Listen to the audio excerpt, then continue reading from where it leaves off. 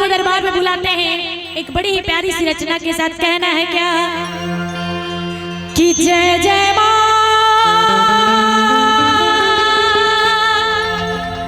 अम्बे मां हो, जय जय मां जगदम्बे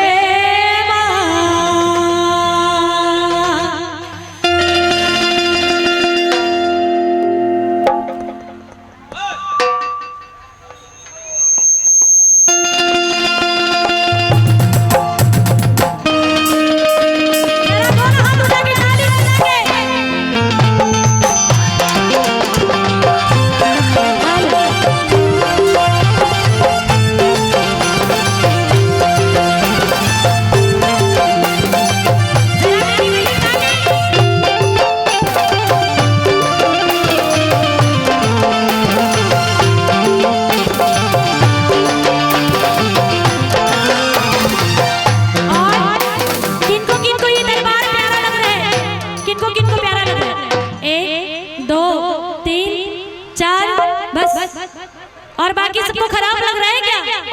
जिनको जिनको प्यारा लग रहा है वो दोनों हाथ उठा के जरा बताइएगा। एकदम पूरे पूरे इधर वाले जरा उठाओ दोनों हाथ और बोलिए सच्चे दरबार की, और ताली बजा के जरा दोनों हाथ एक साथ झूम के महामाई को मनाना है। कैसे कि प्यारा प्यारा मां तेरा दरबार है, सोना सोना मां तेरा श्रृंगार है, प्यारा प्यारा मां तेरा दरबार है, सोना सोना मां तेरा श्रृंगार है।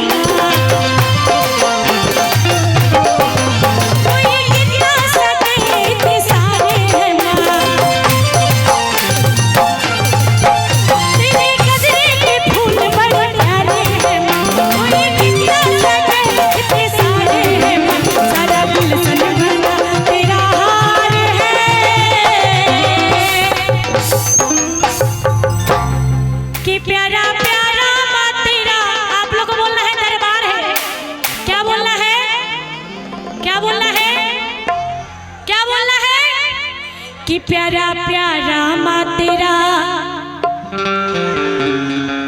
जरा जोर से जयकारा लगाइए, बोलिए कि प्यारा प्यारा मां तेरा।